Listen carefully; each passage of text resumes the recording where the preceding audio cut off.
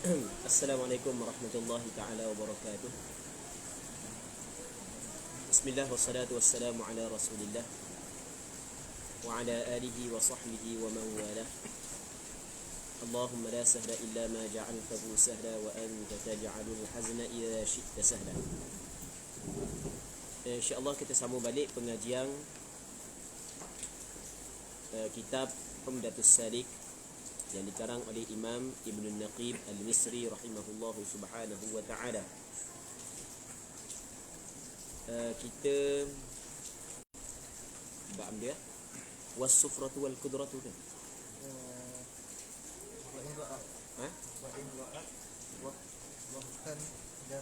Wa in ra'at waqtan daman wa waqtan naqa'an.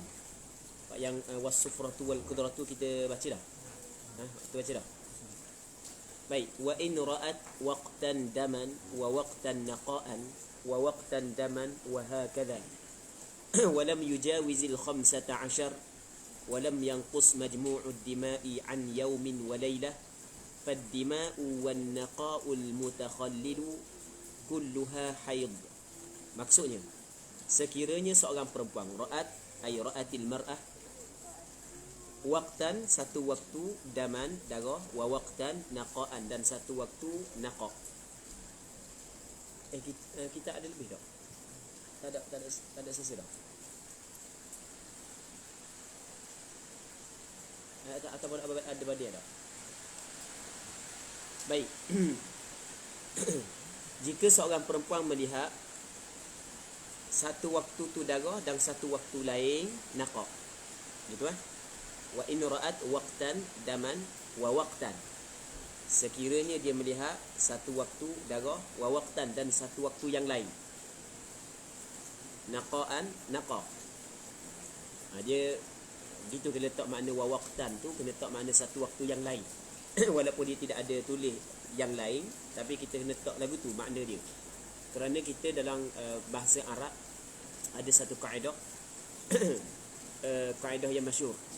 ثم من القواعد المشتهرة إذا أتت نكيرة مكررة تغايرا. Di antara kaedah yang masyhur, apabila datang nakirah yang diulang-ulangkan, taghayara, nescaya berbeza keduanya. Maksudnya waqtan nakirah wa waqtan nakirah. Maka waktu yang kedua adalah berbeza daripada waktu yang pertama. Dia tak khabar pun kita faham sendiri sebab perkataan daman dia lawang kepada naqa' lawang kepada daman. Maksudnya satu waktu darah, satu waktu yang lain naqa'. Lepas tu waqtan daman dan satu waktu yang lain darah, wa hakadha, begitulah. Cakap kita benda darah haid dia keluar putus-putus. Darah haid dia keluar putus-putus. Sekali ada darah, tak ada. Sekali ada darah, tak ada. Sekali ada darah, sekali tak ada. Wa hakadha, maksudnya wal amru hakadha, dan perkara itu seperti ini. Sekali ada darah, sekali tak ada. Sekali ada darah, sekali tak ada. Sekali ada darah, sekali tak ada. Katanya walam yujawizil 15. Dan darah tersebut sekali dengan naqa' saat itu, dia tidak melepasi naqa' yang berada di celah-celah darah. Dia tidak melepasi 15 hari. Cuma kita kena faham apa makna naqa' dulu. Naqa' ni adalah tidak ada darah, tu makna naqa'. Naqa' adalah tidak ada darah. Perbezaan naqa' dengan tuhur, tuhur pun suci, tak ada darah. Cuma ada perbezaan di antara naqa' dengan tuhur. Perbezaan di antara naqa' dengan tuhur adalah umum, khusus, mutlak. Maksudnya setiap tuhur adalah naqa', tapi bukan semua naqa' adalah tuhur. Maksudnya kadang-kadang tempoh tu naqa' tak ada darah tapi diberikan hukum haid. Okey, boleh faham kan? Boleh faham? Naqa' ni makna tak ada darah. Manakala tahur adalah tuhurun, adalah suci di antara dua haid. Satu haid celah tu tuhur. Okey, hak tu yang dinamakan sebagai tuhur. Tuhur daripada darah maksudnya suci yang berada di celah dua haid, bukan celah satu haid. Haid yang berbeza. Manakala naqa' ni tak ada darah. Apabila tak ada darah tu bagi naqaq. Mungkin naqaq saat ni tuhur dan mungkin naqaq saat ni tu adalah haid. Nanti kita akan tengok apa ni ya. Nanti kita buat contoh sekali lagi. Katanya walam yujawizil 15. Darah tersebut tidak melepasi 15 hari.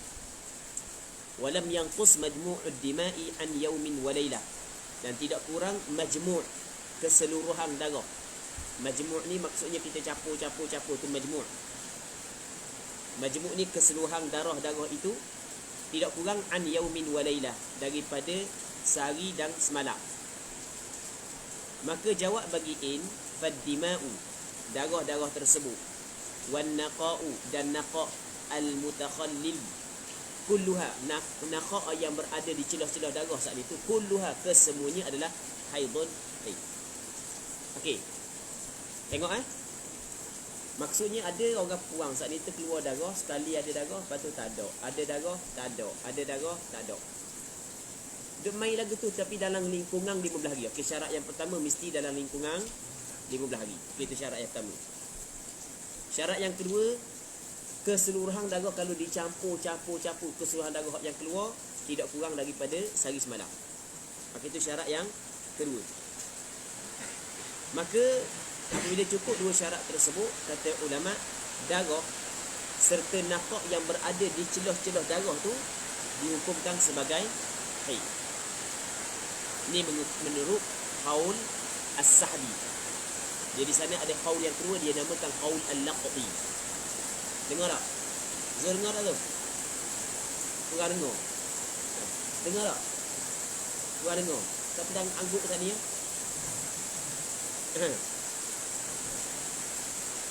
Baik. Dengar. Ini dengar.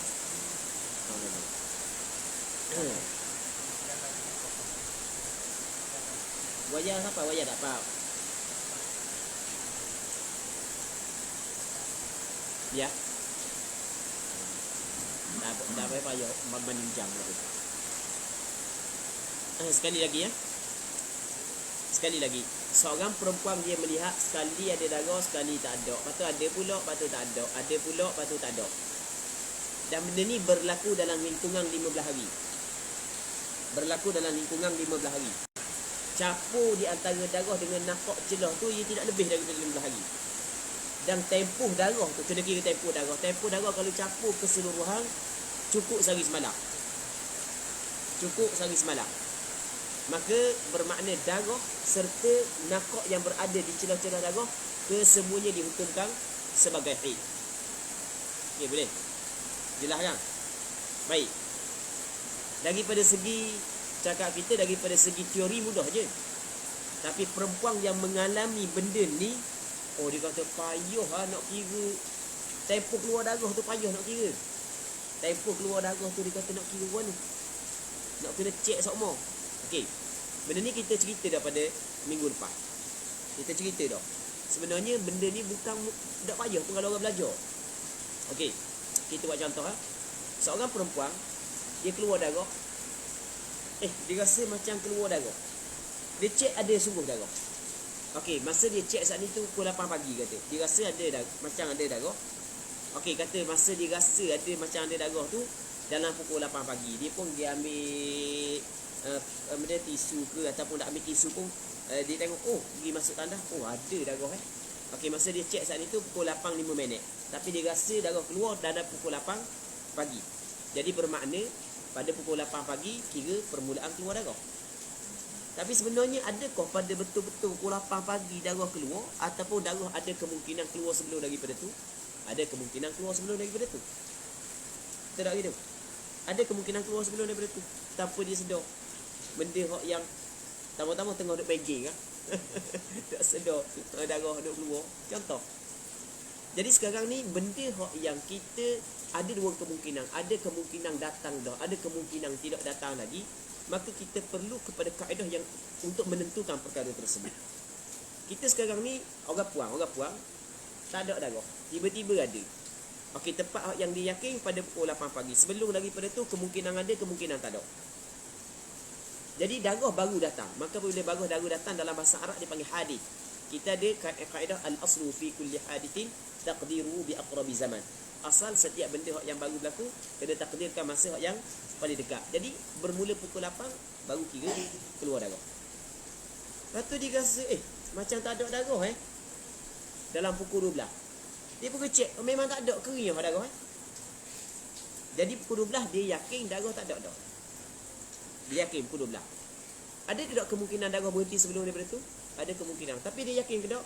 Tidak. Jadi bermakna dia kena kira darah berhenti pada pukul 12. Okey, nampak kan? Jadi bermakna daripada pukul 8, 9, 10, 11, 12. Okey, 4 jam. Okey, 8, 9, 10, 11, 12, 4 jam. Okey, itu 4 jam. Oh, dah tak ada darah. Bila tak ada darah, maka masuk zuhur kat lagi, darah tak ada, wajib dia kena semayang. Wajib dia kena semayang.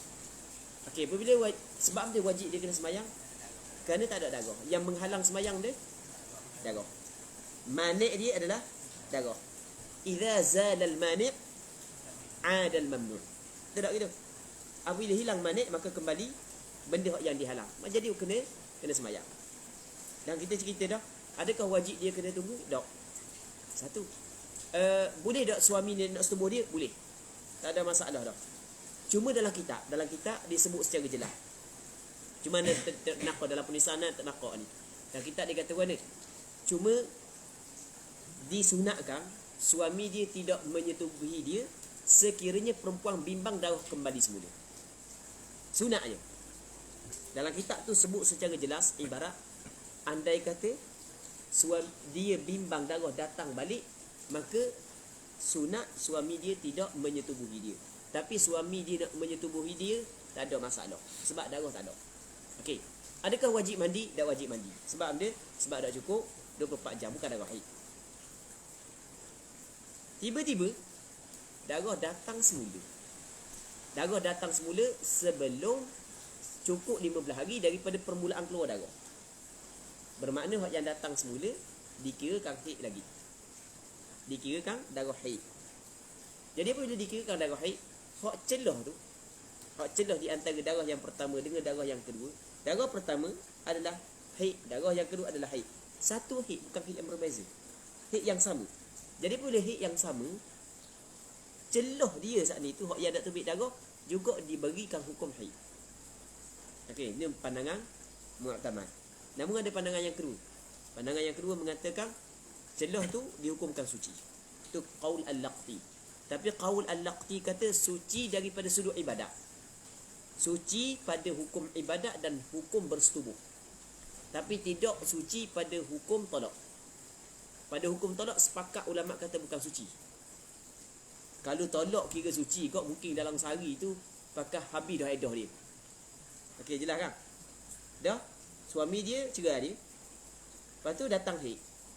3 jam tubik darah, berhenti sekejap, tubik pula. Oh, sekali suci. Berhenti sekejap, tubik pula. Berhenti sekejap, tubik pula. Cukup 3 kali suci boleh menikah lagi, tak pasal hari semalam. Sepakat ulama mengatakan tempoh naqah yang berada di celah-celah satu haid tidak dikirakan suci. Itu sepakat. Cuma hak yang berlaku khilaf di antara qaul al-Laqti dengan as-Sahbi adalah dalam masalah ibadat. Masalah setubuh dengan suami, masalah tertentu. Okey, jelas kan? Okey. Tiba-tiba darah berhenti semula. Apabila darah berhenti semula, mata kena kira. Hak yang datang sebelum ni berapa jam, hak yang datang kali kedua berapa jam. Faham? Oh, tak cukup lagi 24 jam. Jadi pada zahir, kita kata pada zahir. Pada zahir darah tersebut adalah istihadah. Pada zahir. Sebab zahir itu mungkin akan menyalahi semula kalau datang balik darah. Ini pada zahir, kita ambil pada zahir. Maka apabila darah istihadah, wajib dia basuh saja, tak perlu mandi. Benda yang dihalang kembali semula. Sebab kita kata idza zalal mani' 'adal mamnu'. Baik, itu kaedah. Lepas tu dia semata berhenti dia semayang molek apa semua sekali, tiba-tiba datang balik darah. Datang balik. Okey, tak boleh dah semayang. Sebab pada zahir darah tu masih lagi darah haid sebab dalam lingkungan 15 hari. Dia hak yang paling benda hak yang biasa orang puan tanya ni, masalah hak jadi susah dia kata mana? Masalah nak kira tu lah. Nak kena cek semua ke? Dah nak cek bila? Dia kira waktu tu. Kan kita cover mudah je sebenarnya, mudah je. Mudah je. Orang pun tak ingat nak cek. Lewat dia cek. Oh cek tak ada dah. Masa dia cek tak ada, dia yakin tak ada situ. Sebelum tu ada kemungkinan tak ada dah. Ada kemungkinan ada. Okey, kita tak payah kira. Kira ambil yang asal. Kalau sebelum dia tak ada, maka kira tak ada. Okey, boleh faham kan? Kita kaedah tu al-aslu fi kulli hadithin taqdiruhu bi aqrabi zaman. Fiqh gitu je fiqh. Di darah dan naqah yang berada di celah-celahnya semuanya adalah haid. Okay, habis. Katanya wa aqallun nifasi lahzah. Sekurang-kurang nifas adalah satu lahzah. Dia satu lahzah ni adalah satu sekelip mata. Itu maksudnya sekelip mata. Ada setengah kitab dikata duf'ah, sekali keluar. Ada setengah kitab la hadda li aqallihi. Tidak ada had bagi sekurang-kurangnya, sekurang-kurang nifas. Sekurang-kurang nifas tak ada had. Sebenarnya perkataan tersebut sama. Ada kata lahzah, duf'ah, la hadda li aqallihi, maksud sama je. Cuma ibarat je berbeza. Maksudnya selepas daripada perempuan bersalin ada darah, walaupun sikit, darah tersebut adalah darah haid tanpa ditetapkan dengan batasan waktu sebagaimana ditetapkan sekurang-kurang haid. Ini nifas kan? Sebagaimana ditetapkan sekurang-kurang haid adalah sehari semalam. Sekurang-kurang nifas tidak ada penetapan seperti mana penetapan sekurang-kurang haid. Apabila ada darah saja setelah daripada perempuan itu bersalin, maka darah tersebut dikirakan sebagai darah nifas. Dia sekurang-kurang nifas satu lahzah. Dia nifas ni adalah darah yang keluar setelah daripada kosong rahim daripada kehamilan. Itu mengikut mazhab Imam Syafi'i. Jadi bermakna darah yang keluar sebelum daripada bersalin, darah yang keluar bersama dengan anak bukan darah nifas. Wa ghalibu, dan ghalibnya adalah arba'una yauman, 40 hari. Wa aktsaruhu sittuna yauman, dan sebanyak-banyaknya adalah 60 hari. Dan pandangan yang kata sebanyak-banyak 60 hari juga pandangan dalam mazhab Maliki dan pandangan sebahagian daripada ulama mujtahid yang lain. Manakala majoriti ulama mengatakan 40 hari sahaja. Fa in jawazahu fa mustahadah. Sekiranya darah melepasi 60 hari, maka perempuan itu adalah perempuan mustahadah. Dia adalah pembahagian-pembahagian dia yang dijelaskan dalam kitab yang panjang-panjang. Baik. Dia sebenarnya darah yang keluar dari selepas daripada bersalin adalah darah nifas. Dia ada syarat-syarat dia. Dia ada syarat-syarat dia. Antara syarat dia adalah darah saat itu keluar sebelum daripada berlalu tempoh 15 hari selepas daripada bersalin. Sebelum berlalu. Kalau lepas daripada bersalin tak ada darah sampai ke 15 hari, lepas tu baru tubik darah, maka bukan darah nifas. Syarat yang pertama mesti darah saat itu keluar selepas daripada bersalin. Selepas daripada bersalin, dia keluar selepas daripada bersalin, tapi sebelum daripada berlalu tempoh 15 hari daripada bersalin. Jadi maksudnya, kebiasaannya orang puan lepas daripada bersalin, keluar darah lalulah, tu kebiasaan. Katakanlah orang puan ni lepas daripada bersalin tak ada darah. Biasa orang puan yang ada gangguan, jenis yang ada gangguan, terjadi benda pelik-pelik saja. Terjadi benda pelik-pelik saja orang yang ada gangguan. Orang yang tak ada gangguan tak ada masalah. Orang yang kena gangguan jangan main benda pelik-pelik saja berlaku. Malang tadi kebetulan ana minum air di kedai tu, biar ambil sikit je. Ni cerita yang dua tajuk sikit tapi berkaitan dengan gangguan. Ana minum air, lepas tu dengan bendahari masjid. Ana pengusi. So ana lagi ya. Minum air dengan bendahari malam. Lepas tu bendahari tu nak cerita dia kata abang dia guru besar sekolah payung. Abang dia nama dia lah lupa. Abang dia dulu duk percaya ke makhluk-makhluk halus, gangguan orang duk percaya sikit. Abang dak percaya sikit. Hari tu dia nak pergi ambil anak dia, di mana tak tahu. Nak pergi ambil anak dia sekolah ke nak pergi atom dia. Tiba-tiba siapa pukul 5 lepas asar, siapa di kawasan kat benda lepas daripada Dungu yang mana sikit tu di situ. Bukit Bau. Kawasan tu. Kereta mampu. Dia cerita kereta mampu malah. Ni cerita lama dah. Kereta mampu. Bila kereta mampu, sudahlah dia kata nak wan ni. Tiba-tiba tengok ada orang-orang lelaki bawa air se. Dia kata mana kereta mampu? Kereta mampu.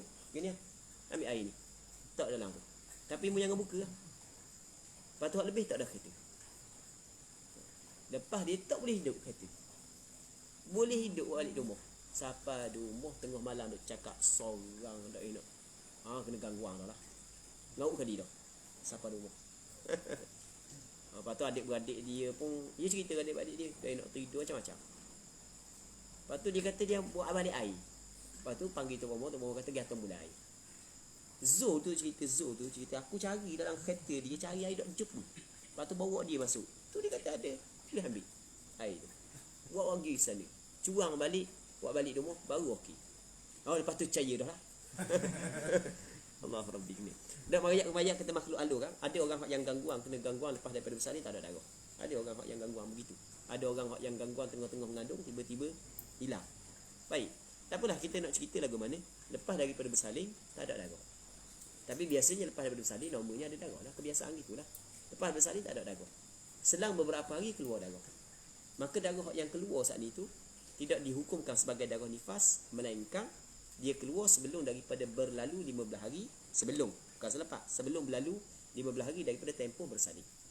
Maka itu syarat yang pertama.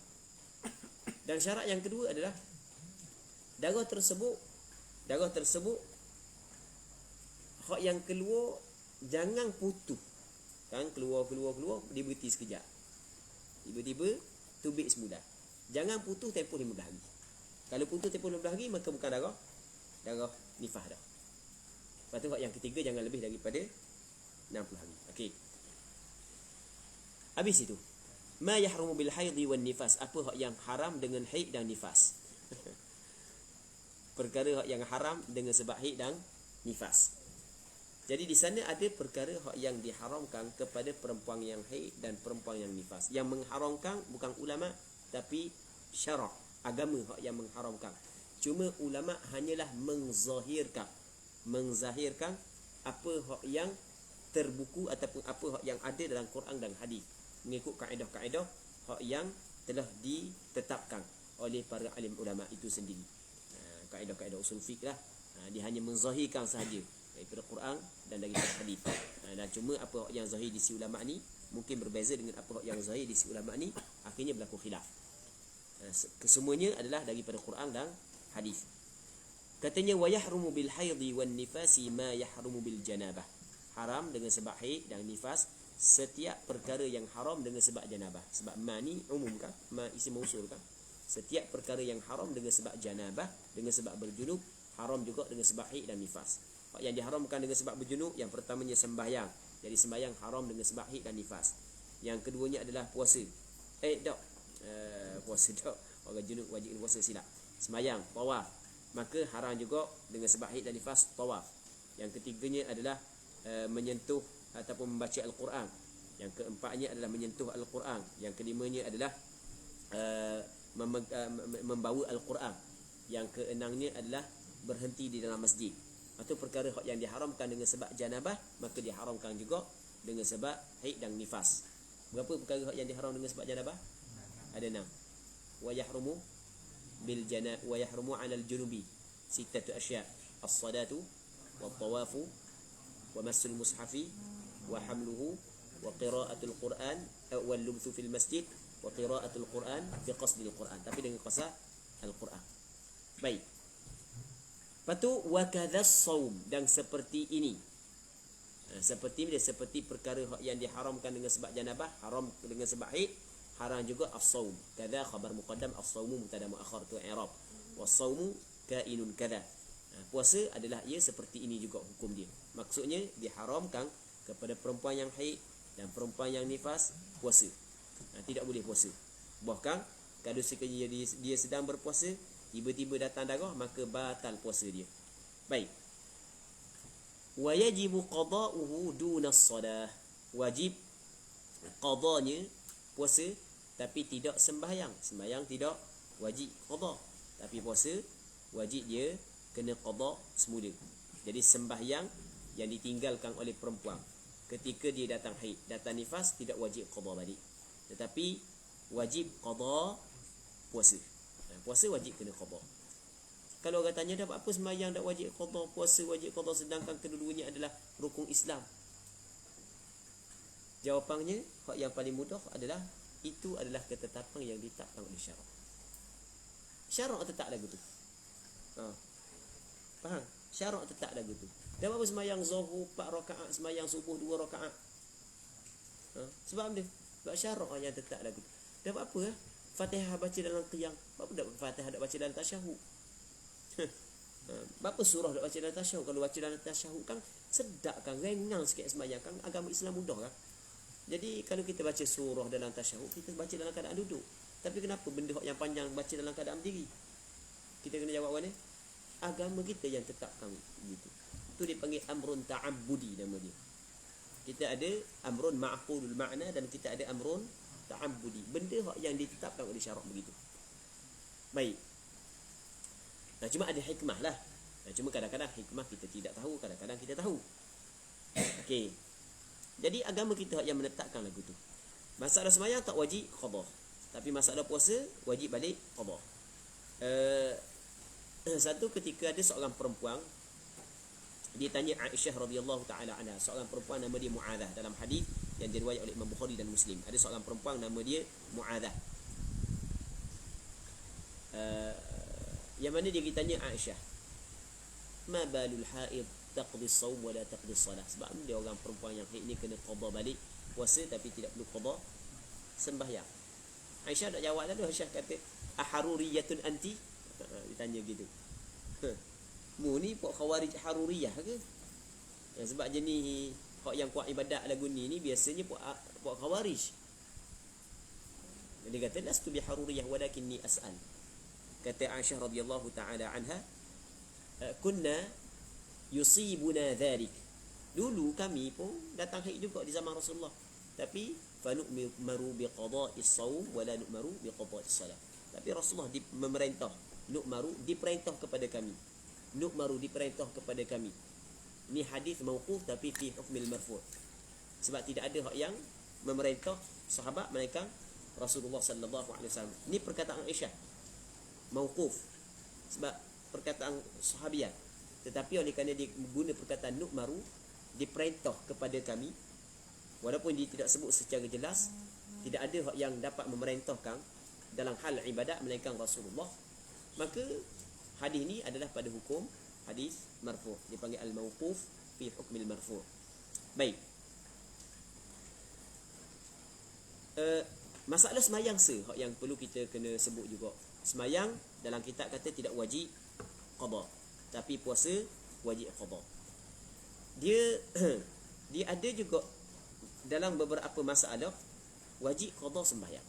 Ada juga dalam beberapa masalah wajib qada sembahyang. Wajib qada sembahyang mengikut mazhab Imam Syafi'i. Untuk mudah kita nak bincang masalah ni, kita bagi dua kategori. Yang pertamanya dia panggil turuwul mani', yang keduanya zawalul mani'. Kita ada istilah turuwul mani', zawalul mani'. Turu kedatangan mani'. Mani' ni umum sebenarnya. Perkara yang menghalang kewajipan sembahyang antaranya haid, nifas, gila. Okey, kita kabur secara mani' di sini asal makna umum, tapi kita nak bincang dalam masalah haid dan nifas saja. Antara mani'-nya adalah haid dan nifas. Turuwul mani', datang mani'. Datang mani' maksudnya orang puan ni tak ada darah, tiba-tiba datang darah. Baik, kadang-kadang wajib dia kena sembahyang qada balik sembahyang tersebut, kadang-kadang tak wajib dah qada. Bila wajib qada dan bila tidak wajib qada mengikut mazhab Imam Syafi'i. Apabila masuk waktu. Lepas tu lepas daripada masuk waktu, orang puan tak sembahyang lagi, lepas tu tubik darah. Okey, itu dipanggil benda turuwul mani' di dalam waktu sembahyang. Selepas daripada masuk waktu, tidak sembahyang, tiba-tiba turuwul mani', datang mani' di dalam waktu, sedangkan dia belum lagi sembahyang. Maka ulama mazhab Imam Syafi'i, sebenarnya dalam masalah ni ada khilaf, kita bincang mazhab Syafi'i. Ulama mazhab Imam Syafi'i dia tengok start daripada masuk waktu hingga kepada datangnya mani', dia sempat ada waktu untuk menyempurnakan sembahyang. Kalau sempat, maka wajib dia kena qada balik, sebab dia sempat waktu tersebut, dia sempat kadar tersebut untuk sembahyang sebelum datangnya mani'. Okey, jelas kan? Satu. Kalau tidak sempat, maka tidak wajib qada. Okey, contoh kita kata sembahyang zuhur kalau biasa orang buat, jangan lambat sangat, jangan cepat sangat. 5 minit biasa. Jangan cepat sangat. Semayang cepat macam semayang tengah sakit perut nak begok.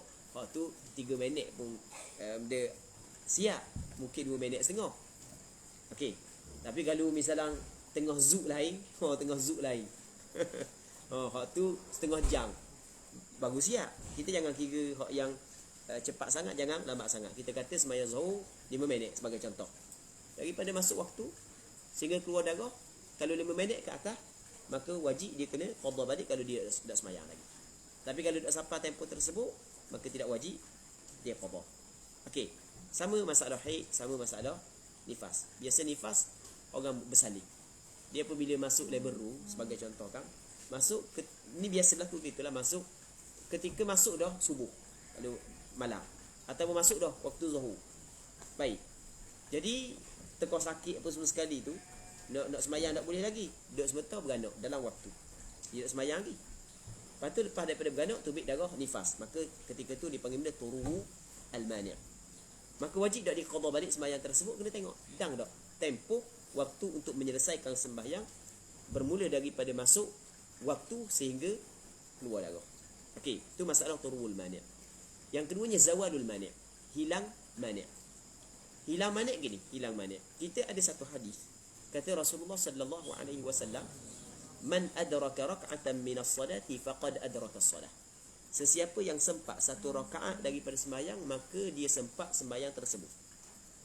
Jadi kata ulama, kalau sekiranya darah berhenti pada penghujung waktu, darah berhenti pada penghujung waktu, sedangkan tempoh daripada berhenti darah sehingga habis waktu sempat kadar satu rakaat, sempat kadar satu rakaat, maka bermakna dia sempat untuk sembahyang tersebut, maka wajib dia kena sembahyang. Adakah disyaratkan bersuci? Mazhab Imam Syafi'i kata tidak disyaratkan tempoh bersuci, melainkan kalau disyaratkan, kalau sekiranya yang datang pula selepas lepas tu manik pula, barulah disyaratkan sekali dengan tempoh bersuci. Atau kita mau bincang tu, atau kita tak mau bincang, kita nak bincang ni. Jadi katakanlah satu rakaat 1 minit sebagai contoh, satu rakaat 1 minit atau 1 minit setengah. Jadi tiba-tiba perempuan saat ni itu datang haid pada penghujung waktu zuhur ataupun penghujung waktu asar, darah dia berhenti. Okey, darah dia berhenti. Tempoh berbaki sempat 1 rakaat. Sempat 1 rakaat. Tempoh berbaki. Kata 1 rakaat 1 minit setengah. Masih lagi dia 1 minit setengah. Okey, mazhab Imam Syafi'i kata wajib dia kena sembahyang. Tapi kalau dia nak sembahyang memang tak sempat kerana nak mandi lagi apa semua sekali, bermakna wajib dia kena qada balik sembahyang tersebut. Nampak kan? Jelas kan? Baik. Cuma dalam mazhab Imam Syafi'i dia khilaf. Khilaf dalam masalah, berlaku khilaf dalam masalah kalau tidak sempat sekadar 1 rakaat. Kalau tidak sempat sekadar 1 rakaat, wajib dia kena qada balik ataupun tidak. Ada 2 pandangan. Pandangan pertama, pandangan mu'tamad adalah sempat kadar takbiratul ihram sekalipun wajib dia kena qada balik. Itu pandangan mu'tamad. Namun pandangan yang kedua, kalau tak cukup 1 rakaat, tidak wajib qada semula. Okey, jelas. Lepas tu selagi ada perbincangan selagi adalah masalah sembahyang yang boleh dijamu. Kalau darah berhenti dalam waktu yang kedua, maka wajib kena sembahyang hak yang kedua dan wajib kena sembahyang hak yang pertama. Ia melibatkan 4 sembahyang saja. Zuhur dengan asar, maghrib dengan isyak. Dan melibatkan darah berhenti pada 2 waktu saja. Kalau darah berhenti dalam waktu asar, maka wajib dia kena sembahyang asar, wajib juga dia kena sembahyang zuhur. Kalau darah berhenti dalam waktu isyak, wajib dia kena sembahyang isyak, wajib dia kena sembahyang maghrib. Wajib dia kena sembahyang maghrib. Soal qada ke tunai tu, hak tu perbincangan nombor 2. Kita tak mau bincang waktu qada ke tunai, nanti anda akan sebut secara sepitah lalu. Dan pandangan ni adalah pandangan mazhab Imam Syafi'i dan pandangan majoriti ulama. Pandangan mazhab Imam Syafi'i, pandangan mazhab Maliki, pandangan mazhab Hanbali, pandangan sebahagian daripada sahabat Rasulullah Abdul Rahman bin Auf radhiyallahu taala anhu, bahkan pandangan majoriti ulama. Termasuklah pandangan mazhab Imam Syafi'i. Berbeza dengan mazhab Hanafi. Mazhab Hanafi lain. Mazhab Hanafi kata dah masa zuhur saat ni tu darah ada. Jadi apabila darah ada dak zuhur, masuk asar, darah tak ada. Sembahyang asar dah, zuhur tak perlu. Baik. Jadi orang nak ambil pandangan mazhab Hanafi boleh ke tak? Orang puan tanya ni, malah masih semayang kan? Malah qada balik kan? Boleh, tak ada masalah sebenarnya. Tapi dia kena tahulah. Dia kena tahu. Cuma kita dalam hal ibadat ni, kita kena ambil langkah ihtiyat lah. Berhati-hatilah. Ambil pandangan majoriti ulama' tu yang lebih selamat. Anda tidak fatwa kata boleh ambil pandangan mazhab Hanafi. Cuma mazhab Hanafi di antara mazhab mu'tabar. Jadi mazhab mu'tabar boleh kita amal. Tapi boleh kita amalkan. Tetapi kena ingat benda kita kena belajar. Itu yang pertama. Yang keduanya adalah hak yang lebih ihtiyat, lebih berhati-hati dalam beragama, kita ambil pandangan majoriti ulama. Okey, sebab benda apabila darah berhenti dalam waktu asar, wajib kita kena sembahyang zuhur.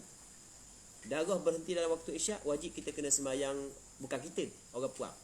Kita ni maksudnya adalah hikayah daripada perempuan. Sebab kita nak bincang bab dia, kita nak kita bersama dengan dia. Jadi kita tidak sukulah. Fahami? Jadi kalau apa darah berhenti dalam waktu isyak, wajib juga dia kena sembahyang maghrib. Ada sebahagian penulisan yang tersebar dalam WhatsApp, dalam Facebook. Dia kata kerana kerana ada kemungkinan darah berhenti dah dalam waktu zuhur. Ataupun ada kemungkinan darah dalam waktu maghrib. Kang darah kang dia mari kang dia nak berhenti kang dia mari banyak tak nak berhenti gitu. Dia berhenti slow-slow kan. Dia berhenti slow. Jadi sampai waktu asar berhenti, dia sembahyang asar. Maghrib dia zuhur baru dia sembahyang sebab ada kemungkinan darah berhenti dah pada waktu zuhur. Oleh kerana ada kemungkinan tersebut, sebab itulah wajib kena sembahyang zuhur. Alasannya adalah alasan tak betul. Tapi yang menghairankan, ada sebahagian penulisan tersebut tersebar dan dinisbahkan penulisan tersebut kepada asatizah sendiri. Sejauh mana kesahihan nisbah tersebut, Allahu a'lam. Tapi sebenarnya ini tak betul alasan tu. Kalau kata alasan tu diterima, maka kalau darah berhenti dalam waktu maghrib, kena sembahyang asar. Kita boleh faham kan? Kalau alasan tu kita terima. Nampak tak? Di mana kesilapan alasan tersebut? Dia kata sebab dia kena sembahyang asar, sebab darah takut kemungkinan darah berhenti dalam waktu zuhur. Sebab dia kena sembahyang waktu isyak, kena sembahyang maghrib, sebab ada kemungkinan darah berhenti dalam waktu maghrib tanpa orang puan tu sedar. Kalau guna alasan tu bermakna kalau darah berhenti dalam waktu maghrib, orang puan kena sembahyang maghrib, kena sembahyang asar. Kalau darah berhenti dalam waktu subuh, dia kena sembahyang subuh, kena sembahyang isyak. Betul tak gitu? Betul tak gitu? Siapa ulama yang kata lagu tu? Tak ada seorang. Alasan tu tak kena. Alasan tu tak kena. Dia alasan hak yang kena lagu mana? Alasan hak yang betul. Apa yang disebut oleh ulama adalah zuhur dengan asar adalah satu waktu. Zuhur dengan asar adalah satu waktu. Maghrib dengan isyak adalah satu waktu. Ketika darah berhenti dalam waktu asar, maka bermakna masih lagi berbaki waktu zuhur. Okey. Satu waktu lagu mana? Tengok ulama kata lagu mana.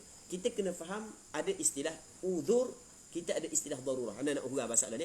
Kita ada istilah uzur, kita ada istilah darurah. Dia uzur, dia rendah sikit daripada darurah. Darurah lebih teruk lagi. Uzur, darurah. Darurah lebih teruk daripada uzur. Okey, jelas. Okey. Orang yang ada keuzuran, dia boleh jamak dua sembahyang. Zuhur dengan asar, maghrib dengan isyak. Dia panggil dia ashabul udhri, sahibul udhri. Antara keuzurannya adalah safar. Antara keuzurannya adalah matar. Orang yang bermusafir, dia boleh jamak dua sembahyang. Sebab benda dia boleh jamak di sembahyang, dia adalah sahibul udhri. Uzur ni adalah uzur yang diberi oleh syarak kepada dia. Syarak bagi uzur kepada dia. Apabila dia adalah sahibul udhri, maka zuhur dengan asar adalah satu waktu. Ketika dia sembahyang zuhur dalam waktu asar, sembahyang jamak takhir, bukanlah bermakna dia qada sembahyang zuhur dalam waktu asar, bukan. Bukan dia sembahyang zuhur dalam waktu asar secara tunai. Kerana zuhur dan asar adalah satu waktu untuk dia. Maghrib dan isyak adalah satu waktu untuk dia. Okey, boleh faham? Jadi kalau sekiranya sahibu udhrin satu waktu, tengok ni, ulama fiqh kata ni. Dan ulama fiqh ni sebahagian daripada sahabat. Abdurrahman bin Auf, riwayat daripada Abdurrahman bin Auf juga. Kalau sahibu udhrin pun dikirakan satu waktu, maka lebih aula lagi sahibu darurah dikirakan satu waktu. Okey, boleh faham? Siapa sahibu darurah? Perempuan yang mengalami suci pada penghujung waktu dinamakan dia sahibatu ataupun sahibu darurah. Okey, boleh faham? Dah kalau uzur pun kira satu waktu, maka yang lebih teruk masih lagi lebih aula lagi dikirakan satu waktu. Jelas tak masalah? Jelas kan? Baik. Jadi apabila kita faham Zuhur dengan Asar adalah satu waktu, Maghrib dengan Isyak adalah satu waktu, bermakna perempuan yang mengalami suci dalam waktu Asar wajib dia sembahyang Zuhur kerana Zuhur masih lagi berbaki waktu dia. Faham? Jadi kalau orang kata perempuan yang mengalami suci dalam waktu Asar wajib dia kena sembahyang Asar dan wajib dia kena qada Zuhur. Okey, perkataan tersebut perlu kita kena jelaskan dengan lebih tepat lagi. Kalau istilah tu maksudnya qada adalah kita buat dalam waktu Maghrib, okey, boleh diterima istilah tersebut. Tapi kalau dibuat dalam waktu Asar Zuhur, maka istilah tersebut maksudnya tidak tepat. Bukan kita kata salah, tidak tepat, sebab perkataan qada dalam bahasa Arab sama dengan makna adab. Adab dengan qada makna sama. Jadi kalau orang tu kata kena qada Zuhur dalam waktu Asar, jadi bercanggah dengan apa yang disebut oleh ulama, perempuan tersebut wajib kena sembahyang Zuhur kerana waktu Zuhur masih lagi berbaki. Okey, jelas kan? Jelas kan? Baik, tapi tak payah balas lah bab qada, bab tunai, bab adab, bab qada, sebab masalah kita dalam bab niat ni tidak disyaratkan kita niat sembahyang tunai sebagai tunai, sembahyang qada sebagai qada, tidak disyaratkan. Baik. Itu hak yang ana nak setu sikit bab ni. Katanya wa yahrumu uburul masjid in khafat talwithah. Dan haram kepada siapa? Kepada perempuan tersebut al-haid wan nufasa uburul masjid. Kalau diam dalam masjid itu jelas dah, duduk dalam masjid, berhenti dalam masjid, ni ubur, lalu saja, lalu dalam masjid tanpa berhenti, masuk pintu ni, tubik pintu ni, tetap hukum dia haram. Berbeza dengan junub, orang berjunub tak ada masalah, illa abiri sabil, melainkan orang yang hanya lalu saja, diberi keizinan, disebut secara jelas dalam Quran. Tapi orang perempuan yang haid, oleh kerana dia melibatkan najis yang ada pada diri dia yang mungkin akan mengotori masjid, sedangkan masjid adalah tempat hak yang suci, tempat orang hak yang buat ibadat mesti kena bersihkan, dibersihkan daripada sebarang najis. Maka kata ulama, perempuan yang datang haid, datang nifas, haram juga lalu dalam masjid dengan syarat in khafat talwithah, jika bimbang mengotori masjid. Kalau dia tidak bimbang mengotori masjid, maka tidak haram. Bimbang, ada perasaan bimbang. Okey, boleh faham? Perasaan bimbang.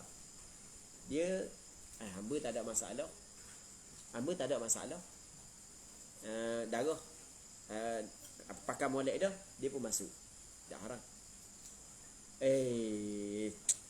Titik kan haram masuk. Jangan kita faham kata khafat ni adalah masuk titik baru haram, bukan.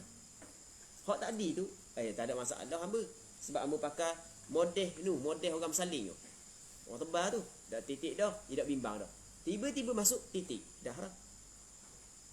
Okey, boleh faham? Dah haram sebab benda tu terjadi di luar dugaan ni. Faham? Cuma nanti dia keluar daripada masjid lagi, dia wajib kena bersihkan perkara tersebut. Dia kena bersihkan masjid hak yang dia najiskan itu. Okey, wa yahrumu uburul masjid in khafat talwithah. Dia masalah berhenti dalam masjid diharamkan kepada perempuan yang haid dan nufasa ni adalah perkara yang disepakati oleh empat mazhab. Empat mazhab yang kata tak boleh ni. Bukan cuma adalah pandangan yang mengatakan boleh. Setiap mazhab ada ulama-ulama yang mempunyai pandangan hak yang mengatakan boleh, setiap mazhab. Tapi pandangan hak yang disepakati dalam empat mazhab tidak dibolehkan. Hukum dia adalah tidak dibolehkan. Seterusnya katanya wal wat'u, dan wati. Haram juga wati, bersetubuh. Jadi perempuan yang nufasa, perempuan hak yang haid, haram bersetubuh. Untuk lelaki dia tidak boleh bersetubuh dengan dia. dia pun tidak boleh membenarkan untuk lelaki dia setubuh dia. Jadi kalau dia membenar, menjadi bermakna dia saat itu redha dengan perkara hak yang haram. Tidak dibolehkan. Wati wati ni bersetubuh lah. Manakala istimta kalau tidak wati, maksudnya istimta selain daripada wati kena tengok. Tengok mana? Tengok kalau di antara pusat dengan lutut di bawah kain, hak tu berlaku khilaf. Pandangan muktamad dalam mazhab Imam Syafi'i tidak dibolehkan. Tapi kalau daripada lutut ke bawah, pusat ke atas ataupun atas kain, maka hak tu tidak menjadi masalah, tu dibolehkan. Baik. Katanya wal istimta'u bi fi ma baina as-surrati war rukbah, dan istimta' mengambil keseronokan pada anggota yang di antara pusat dan lutut. Dia selagi hak yang masalah ni kita kena sebut juga. Haid ni darah, nifas ni darah. Dia ada kategori yang kedua, perempuan yang dikenali sebagai perempuan mustahadah, ada darah juga. Apakah hukum perempuan yang ada darah istihadah dia bersetubuh? Okey, suami dia menyetubuhi dia, apakah hukum? Dalam masalah ni sebenarnya ulama berbeza pandangan. Sebahagian daripada ulama, bahkan ini adalah pandangan majoriti ulama fiqh, mengatakan tidak menjadi masalah. Tak ada masalah. Sebab dia tidak ada masalah kerana dia pakai kaedah al-bara'ah al-asliyah.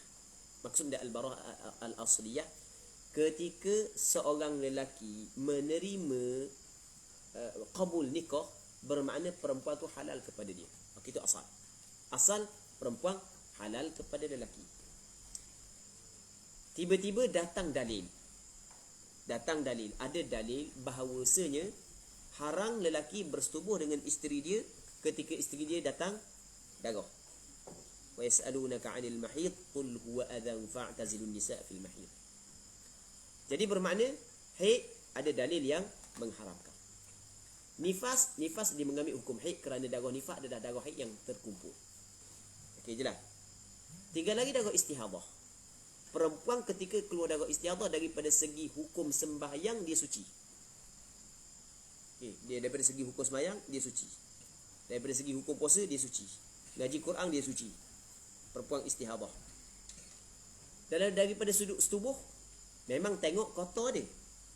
Tapi daripada segi hukum, adakah dia mengambil hukum kotor ataupun hukum suci? Sebahagian daripada ulama pandangan majoriti dikata lagu mana? Dikata oleh kerana tidak ada larangan. Bila tidak ada larangan, maka kekal kepada bara'ah al-asliyah, maka halal bersetubuh dengan isteri ketika isteri datang istihadah. Okey, jelas. Asal begitu. Asalkan dihalalkan. Mereka apabila ada dalil yang melarang. Tidak ada dalil yang melarang suami menyetubuhi isteri ketika isteri keluar darah istihadah, maka kekal hukum asal diharuskan. Satu. Yang keduanya, sembahyang hak yang lebih besar lagi dihalalkan kepada perempuan hak yang datang darah istihadah, maka bermakna halal jugalah bersetubuh. Kita kata halal, bukan kita kata wajib. Dia lain tu, wajib lain, halal lain. Masalah tak tergamuk ke apa semua sekali, waktu nombor 10. Kita nak cerita hukum. Allah Rabbi. Okey, wa talaq dan talaq. Antara benda yang diharamkan adalah talaq. Diharamkan kepada siapa? Kepada suami, bukan kepada isteri. Suami ketika isteri dia sedang datang haid, haram suami menjatuhkan talaq. Talaq isteri ketika datang haid dinamakan sebagai talaq bid'i. Talaq sunni adalah talaq isteri ketika isteri suci yang tidak disentuh oleh suami. Itu talaq sunni. Ataupun talaq ketika isteri dalam keadaan mengandung dan zahir dah kandungan dia. Itu termasuk dalam talaq, bukan talaq, ada setengah ulama kata termasuk dalam talaq sunni. Lepas ada setengah ulama kata tidak dihukumkan sunni dan bid'i. Faham? Sebelum daripada ni ada isu yang cukup dia tersebar dalam Facebook apabila ada artis gambar anak dak ikut dak follow, dia cerai isteri dia ketika dia mengandung. Ramai kata tak ada kejang apa semua sekali. Allah Rabbi. Tapi sebenarnya dia tidak ukur dengan hadis. Rasulullah sallallahu alaihi wasallam suruh kalau nak cerai isteri kena cerai ketika suci ataupun ketika mengandung. Itu disebut dalam hadis. Baik. Jadi mengkata menyalahi hukum apa semua sekali itu sebenarnya adalah salah. Itu tak betul. Sebab Rasulullah suruh nak cerah disebut dalam hadis secara jelas. Nak cerah tapi anda lupa lafaz hadis. Nak cerah ketika suci ataupun ketika dia mengandung. Begitu yang disebut dalam hadis. Jadi kata kejam, zalim, salah daripada segi hukum, hak tu tak kena lah. Daripada segi moral tu masalah lain. Kita nak cerita daripada segi hukum. Baik. Allah Rabbi. Talaq. Ana lupa lafaz hadis. Sebab ana ada sebahagian daripada sahabat-sahabat yang post isu tu dalam Facebook. Ada sebahagian daripada sahabat lah, tapi ana tak cerita lah. Ada sebahagian daripada pensyarah-pensyarah, 2 orang dia post, lepas tu ana pun tengok. Ana tengok takut ada golongan hak yang cakap kita golongan hak yang ekstrim, hak yang musuh dah dengan dia, ambil kesempatan di atas kesilapan dia tu. Ana pun PM, ana kata ni silaan, ana pun buat mari hadis. Dia pun cuba padam balik post dia. Tapi anda tak ceritalah siapa. Cuma nak khabar adalah sebahagian daripada sahabat-sahabat kita. Maksudnya benda tu daripada segi hukum tidak menjadi masalah, tapi daripada segi moral tu kita bincang lain lah tu kan.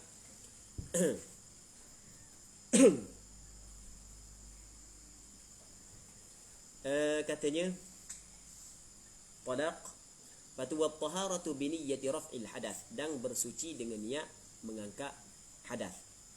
Kalau bersuci tanpa niat mengangkat hadath, itu tak ada masalah. Sedang dia datang haid saja aku mandi mengangkat hadath besar, haid duk keluar, tu nak main, tak boleh lah, haram lah. Okey, habis itu kita baca sikit lagi. Fa in qata'ad dam, sekiranya berhenti darah.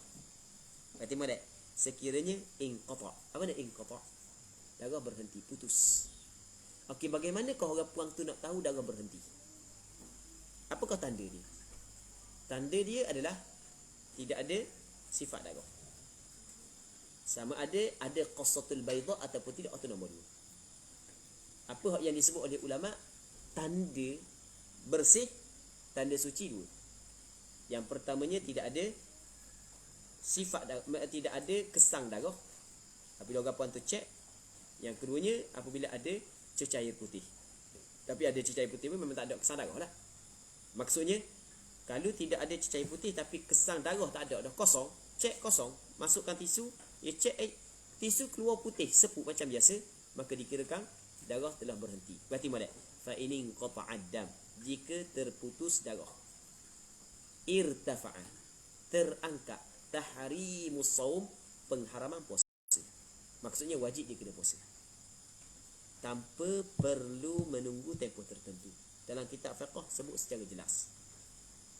Fa in qata'ad dam irtafa'a tahrimus shaum. Okey, nak jelas ha? Patu wa talaq, pengharaman talaq. Wa taharah, dan pengharaman taharah. Terangkat belaka. Wa uburil masjid, dan lalu dalam masjid terangkat belaka, boleh dah lalu dalam masjid. Cuma wa yabqal baqi, dan berbaki hak yang berbaki hatta taqtasil. Sebab masalah semayang kena mandi, masalah tawaf kena mandi. Faham? Wa yabqal baqi hatta taqtasil, dan kekal hak yang berbaki sehingga dia mandi. Allah benda di tempat kita di antara kesilapan hak yang cukup teruk lah. Ni kesilapan hak yang bukan kesilapan kecil, kesilapan besar. Ni kesilapan yang besar dari dalam dunia fiqh adalah selepas dari perempuan berhenti darah, perempuan tu menanti sehari semalam barulah dia semayang. Ni adalah kesilapan yang besar. Baik. Cuma kesilapan ni Allah Rabbi, alhamdulillah dah ni banyak dah orang sedar dah masalah ni. Tapi begitulah, ramai orang puan pegang lagu tu sebelum daripada ni. Sebelum daripada ni orang puan pegang lagu tu. Setiap kali darah berhenti tak semayang lalu. Ditunggu sehari semalam. Allah Rabbi. Mungkin ada sebahagian daripada asatidah dia menyampaikan hal tersebut mengikut pandangan Imam Ibn Qudamah. Tapi apa yang disebut oleh Imam Ibnu Qudamah sebenarnya lain, bukan begitu. Imam Ibnu Qudamah menceritakan tentang masalah perempuan yang keluar darah putu-putu. Keluar darah putu-putu. Adakah setiap kali berhenti darah wajib dia kena mandi dan sembahyang ataupun tidak? Itu apa yang disampaikan oleh Imam Ibnu Qudamah. Pandangan majoriti ulama dalam mazhab Hambali, apabila berhenti darah walaupun sekejap, perempuan tu kena mandi, kena sembahyang. Sebab akan datang tak tahu. Mesti kena mandi dan kena sembahyang. Itu dalam pandangan majoriti ulama mazhab Hambali. Sehingga kan ada asar daripada Abdullah bin Abbas ke, daripada Anas bin Malik ke, Sayyidina Ali, anda lupa dah. Dia sebut lagu mana? La tahillu lil mar'ati, la yahillu lil mar'ati idza ra'at at-tuhra walau sa'atan illa an taghtasil, atau kama qala. Anda lupa, lebih kurang gitu maksudnya. Maksudnya tidak halal kepada seorang perempuan apabila dia melihat suci walaupun sekejap, melainkan dia kena mandi. Jadi atas sandaran inilah majoriti ulama dalam mazhab Hambali mengatakan perempuan apabila dia berhenti darah mesti dia kena sembahyang, mesti dia kena mandi, kena sembahyang. Baik, cuma pandangan yang dipilih oleh Imam Ibnu Qudamah ni disebut dalam kitab Mughni karangan Imam Ibnu Qudamah. Imam Ibnu Qudamah kata lagu mana? Kalau berhenti dak sampai sehari, dia sebut gitu, dak sampai sehari, maka dak wajib mandi. Jadi bermakna kena tunggu sehari. Tapi adakah semua kis kena tunggu sehari? Tak. Bukan semua kis, bukan semua masalah. Hanya masalah orang puan saat itu keluar darah putu-putu. Okey, boleh faham?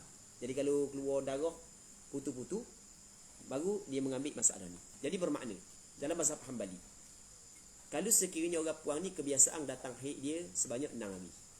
Kebiasaan. Pada bulan ni dia datang 6 hari, lepas tu darah berhenti. Dia tidak perlu tunggu sampai ke sehari. Sebab darah berhenti pada tempoh adat kebiasaan darah. Tak perlu tempoh sehari. Begitu juga darah berhenti sebelum sampai tempoh adat.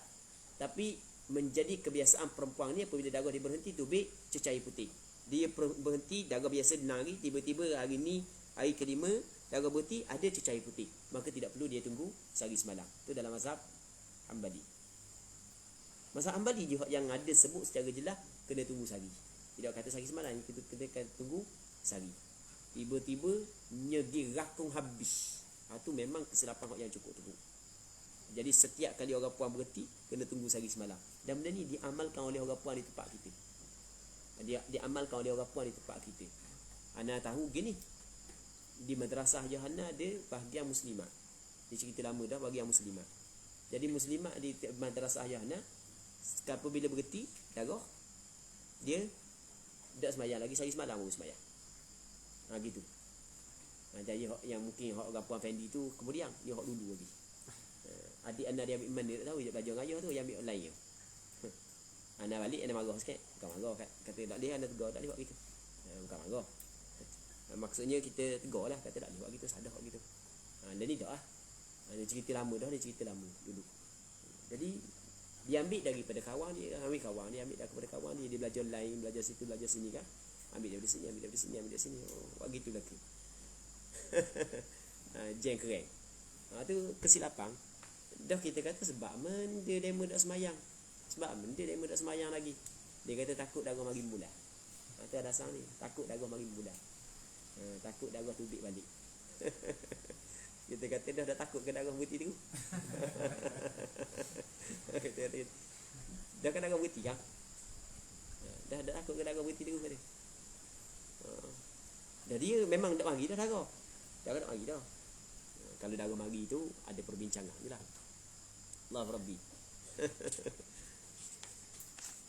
Allah. Katanya ولو ادعت الحيض ولم يقع في قلبه صدقها حل له وطئها. Ini untuk suami. Jadikan isteri ni adalah nisaukum harthul lakum. Okey, nisaukum harthul lakum. Perempuan kamu ni adalah ladang kamu. Lepas tu orang puang ni dia kata abang, ada darah abang nak jumpa lama dah. Quarantine baru ni. Contoh, tiba-tiba jumpa, bang, uzur Okey, adakah suami dia apabila semata-mata tok bini dia kata bini dia uzur, tok lelaki tak boleh nak setubuh dengan bini dia ataupun boleh nak setubuh? Okey, kata ulama, tengok. Kalau sekiranya isteri dia kata dakwa kata datang haid, tapi dalam hati suami dia tak tu walam yaqa' fi qalbihi sidqha. Tak mungkin kerek teh ini. Kat lambat sikit bayar gaji bulan ni kerek hit. Contoh. Tak mungkin sebab baru lagi aku belajar gok tak lelaki kata hit wan ni tak cukup lagi 15 hari suci ni. Hit pula. Contoh. Katanya halalahu watuha. Halal bagi suami mewatikan isteri. Kita rakyat hukum. Tapi daripada sudut kehidupan kita berumah tangga bersetubuh, hak yang paling comel adalah ada persetujuan. Kita nak rakyat daripada segi hukum. Kalau buat lagu tu, sadah ke dok? Gitu kita nak rakyat. Dosa ke dok? Baik. Allah. Wal al-mustahadatu wa ashabul a'dhar. Dia biasa kalau orang puan ni gini, orang puan yang kamu ada hik ni, orang puan tak ada takwa, lelaki ada takwa. Kalau lelaki tak ada takwa, orang puan tak buat. Dah alasan ada hik, tak hik. Sebab lelaki tak ada takwa, ni langgar dah ke? Ni orang lelaki ada takwa, perempuan tak ada takwa. Jadi tu lelaki, ya kedok mu ni. Jadi kalau misalnya orang lelaki tak ada takwa, orang puan nak buat alasan dia lagi. Faham? Hik ke tak hik, ni langgar dah ke? Kalau tak ada takwa, ni tu lelaki ni juruh juga. Orang kata nak buat warna ni. Okey, tu cara dia. Allah. Al-mustahadatu wa ashabul a'dhar. Okey, jadi untuk malam ni kita berhenti sini dulu. Wallahu subhanahu wa ta'ala a'la wa a'lam. Sallallahu ala sayyidina Muhammad wa ala alihi wa sahbihi ajma'in. Walhamdulillahi rabbil alamin.